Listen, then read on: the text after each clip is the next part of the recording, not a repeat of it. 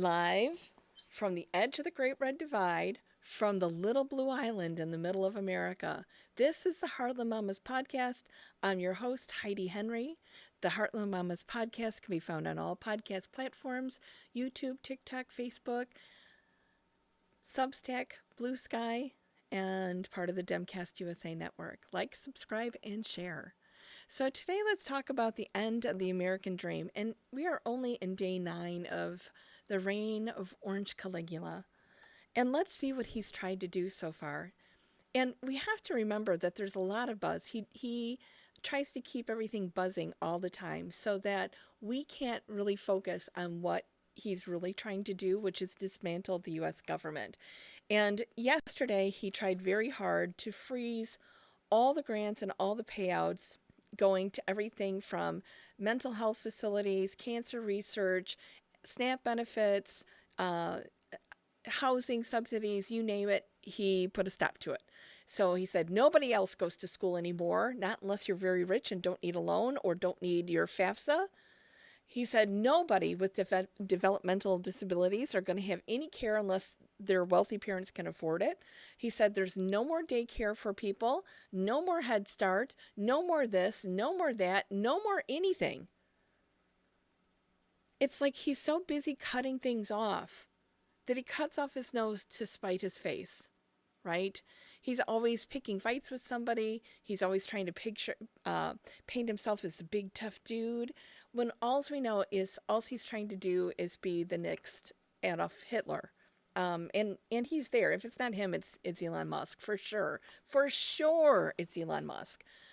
But let's talk about what that does. When you cut off funding for adult daycare and for special needs centers for adults with developmental or intellectual disabilities, and they're young adults, they can't leave home because they can't take care of themselves. So they go to various centers around our community to spend the day, maybe doing a menial bit of labor, maybe just hanging out for the day, maybe attending some type of schooling, so that their parents can work. Because somebody's still got to make the bacon and pay the bills, right? But if we cut off the funding, the grant funding for all of these places, there's no places for these people to go. So somebody has to stay home with them because they can't stay home by themselves, right? They need something to do. But Trump doesn't understand that. He doesn't understand that there could be a need for help for people who don't have very much money, who have special needs, who have special considerations.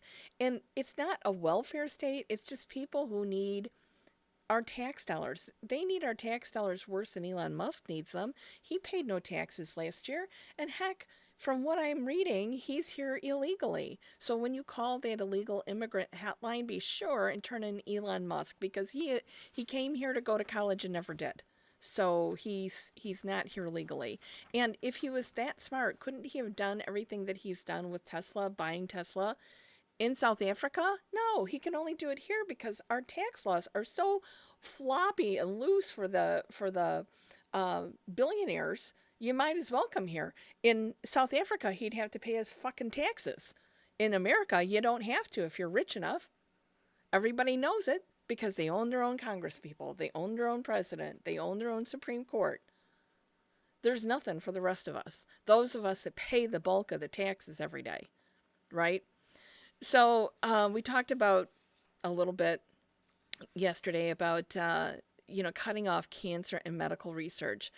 And if you go back in your history books, and I realize that some of you are not great at history and some of you are, but at the beginning of the Third Reich, of Hitler's reign, he wanted all the weak, disabled, trans people, the elderly, anybody who was not a productive member of society, anybody that he deemed a drain on the Third Reich, to hurry up and die already, right? Because you're just draining us. And so he started this by making sure that people literally starved to death or died from disease. In the 1930s Germany. And if you were a trans person or gay or Roma or Jewish, you went to the concentration camp where you worked until you went to the gas chamber and were incinerated. So I I want you to know that we are not on a slippery slope. We are at the bottom of that slippery slope right now, looking up at the Holocaust, and he's trying to figure out how to get us there. Remember last time we were together, I talked about how at one point in Auschwitz, they took 40,000 people a week that they deemed unsuitable as humans and shipped them off to the gas chamber and extinguished them, took their lives because he didn't like how they were. He didn't like how they worshiped God.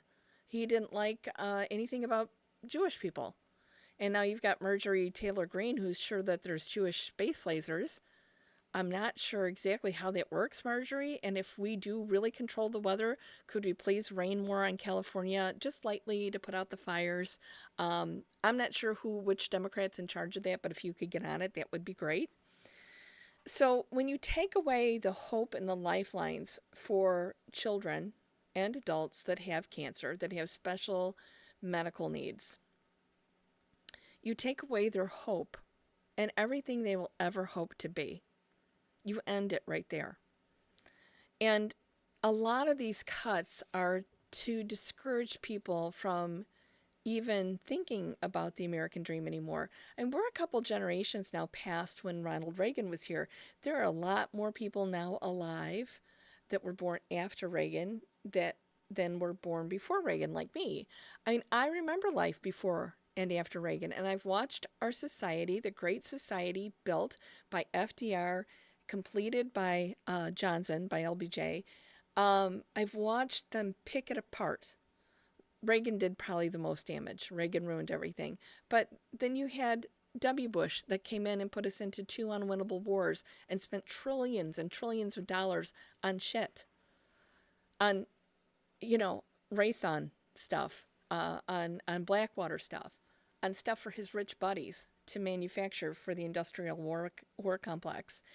That's money we'll never get back. So they put us into a deep, deep, deep debt. And then we come to Trump, who also does the same thing. He gives tax cuts to the very, very wealthy while cutting them out for small businesses that make under $400,000 a year. And businesses that produce under $100,000 a year, like mine, are taxed at the highest rate.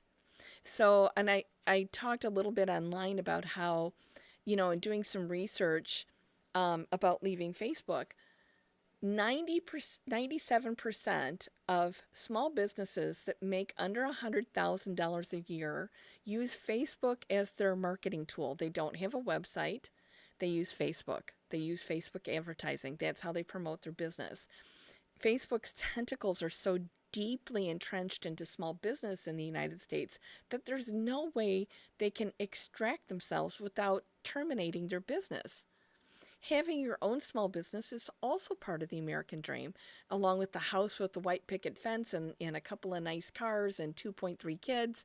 None of that is available to people under 30 now, unless for some reason you've completed your education, you've got a really big buck job, or you come from money.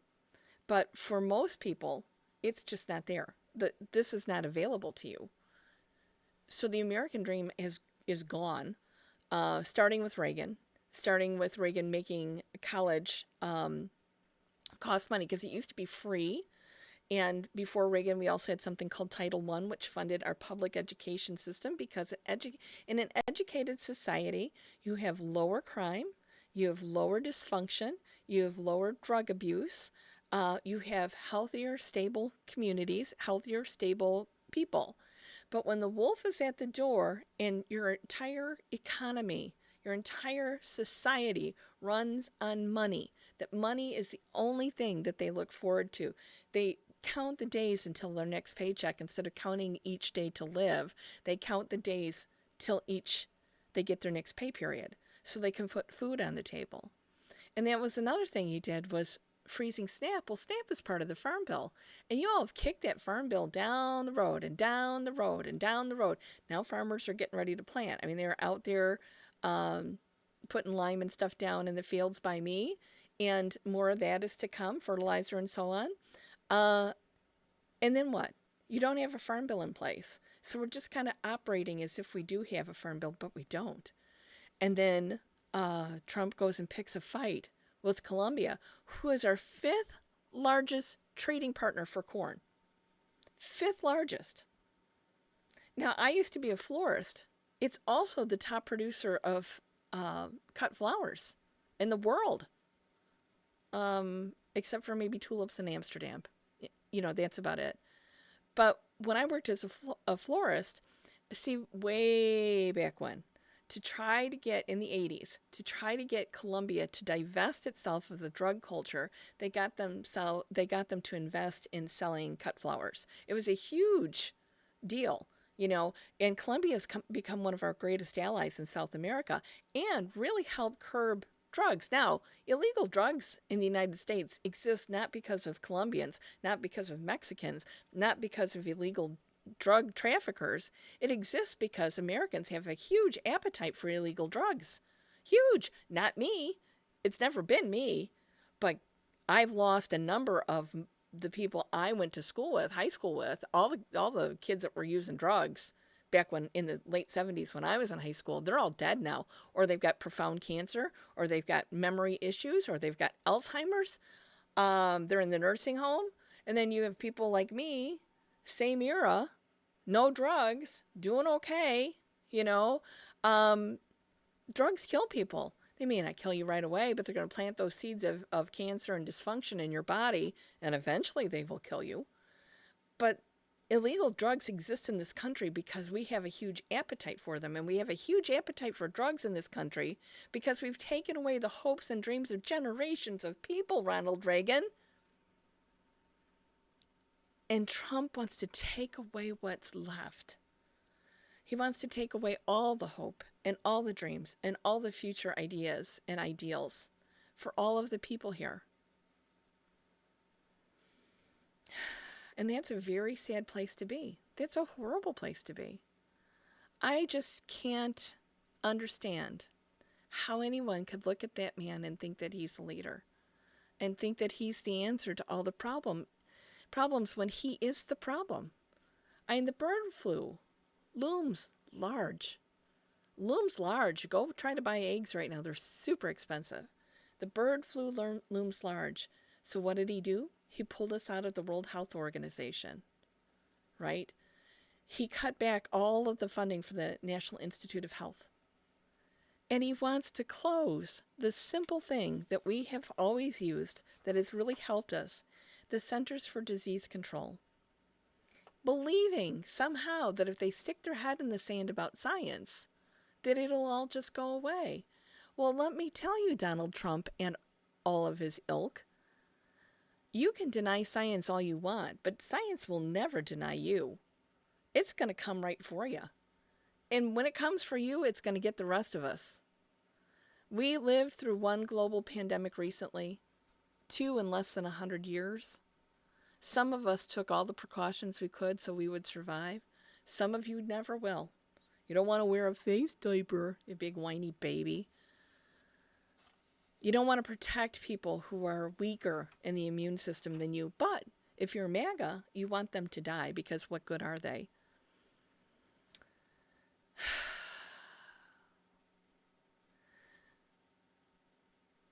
Our country voted to have all of its hopes and dreams and future stolen from it. We have in place an oligarchy that will rape and pillage the United States for everything it has. If you look at NASA, it's gone now. It's now Blue Horizon, that's Jeff Bezos, and whatever it is that Elon Musk calls his space race thing. That's because they don't pay taxes. That was one of our first hopes and dreams under JFK, under Kennedy. And that's one of the first things they came for, because they're hoping to exploit other worlds when they're done exploiting us, when they're done killing this earth so there's no reason or no ability to live here anymore. So what can you do? You can keep the garbage out of your mind. Stay off of TV. Stay off of doom scrolling on your phone. Walk away. Take a walk. Do something positive. Volunteer at the food pantry. God knows, especially if we lose SNAP, there'll be a lot of hungry kids out there. A lot of them. Find like-minded people. Join your local progressive group. Join Red, Wine, and Blue because they've got an awesome bunch of advocates. Join Indivisible. Do something. Join. Be part of something bigger than you that can take advantage of this time to build a future for all of us. We are running out of time, and we're running out of opportunity. If this last election has shown us anything, it's that the people, a third of the people of the United States that voted, only 2/3 of the people that live here that can vote did vote, and a little over 1/3 of them voted to end our democracy, to embrace Nazism, to embrace money over people. That is really sad. For supposedly a Christian nation, that's pathetic. So from the edge of the Great Red Divide, from the little blue island in the middle of the United States, this has been the Heartland Mamas podcast. I'm your host, Heidi Henry. I hope you have a more cheerful day than the thoughts I have in my head right now, which are really pretty bleak. But I want you to know, I'm always here to spout off several times a week. Take care now. Bye-bye.